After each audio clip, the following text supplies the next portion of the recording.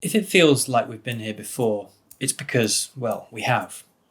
Nearly 4 years after the UK voted to leave the European Union, we're back to a familiar conundrum. Deal or no deal. Except that this time, we're talking about the trade agreement that will govern future EU-UK relations.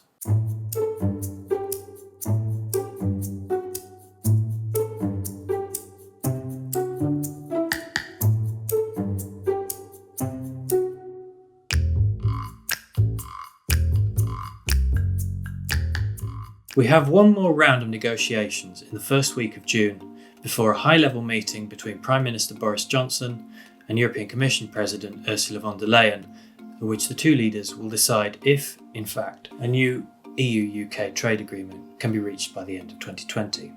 If not, the UK will leave the single market on the 1st of January and trade with the EU on World Trade Organization terms. And that will mean tariffs on EU meat and cars from January 2021 as part of the UK's new global tariff. So what are the main dividing lines? The UK is seeking a zero tariff, zero quota free trade agreement, similar to the EU-Canada Pact. But, as was expected by a number of trade experts at the start of the year, the key cause of the deadlock are the EU's demands for unchanged access to UK fishing waters, the UK committing not to roll back standards on environmental and labour law, known as the level playing field, and the UK following EU state aid law now and into the future. This is the price the EU is asking for a free trade agreement, but on all three counts, little progress has been made. The UK says that EU vessels cannot have the same fishing rights as they currently enjoy, and that it is unreasonable to expect them to be bound by EU regulation into the future. And UK ministers complain that the EU does not recognise the UK as a sovereign equal in the talks. The EU essentially wants us to obey the rules of their club even though we're no longer members, is what Cabinet Minister Michael Gove told the House of Commons earlier this month. Michel Barnier's team, meanwhile, is increasingly exasperated by what they perceive as London's lack of urgency.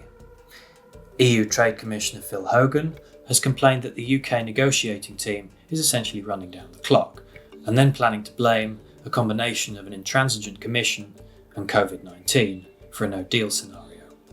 And as ever, time, and more specifically the lack of it, is a major factor. Only one round of face-to-face talks was possible before the coronavirus pandemic swept across Europe, and governments on both sides of the Channel have been preoccupied with trying to control the pandemic. In other words, an already short time frame, most EU trade deals take far longer than 11 months to conclude and ratify, has been made even tighter. So too is the underlying sense of bad faith. December is not just the deadline for the trade talks, but also for the Northern Ireland Protocol to cover trade between the province and the Republic of Ireland and avoid a hard border. The UK has now accepted that Northern Ireland will enforce the EU's customs code at its ports, but there is still plenty of confusion about the detail of the protocol. And that has been compounded by a row over whether the Commission should be allowed to keep an EU delegation office in Northern Ireland after the transition period ends. The UK has twice formally rejected a Commission plan to set up the office in Belfast to oversee the implementation of the Northern Ireland Protocol on the grounds that it would be politically divisive. The question is, what are we now likely to see in June? The UK has published all of its negotiating texts last week in a bid to peel off individual member states, principally Germany, from supporting the European Commission's negotiating mandate, a tactic that, as it happens, it used unsuccessfully during the Article 50 negotiations. It is hard to see member states suddenly urging the Barnier task force to take a softer line. In fact, anecdotal evidence so far suggests that, if anything, they want to take a tougher line.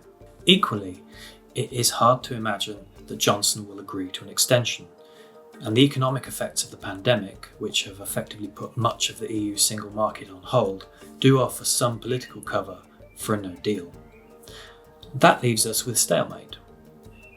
But the EU is still the UK's main trading partner, and the costs of trading on WTO terms will soon become a significant burden for both economies as they try to bounce back from the pandemic. It is hard to imagine that an EU-UK trade agreement will not eventually be agreed, and if talks fail this year, both sides will still have to return to them in the future. Logic suggests that a compromise of some kind will be found to avoid what would be entirely unnecessary economic damage.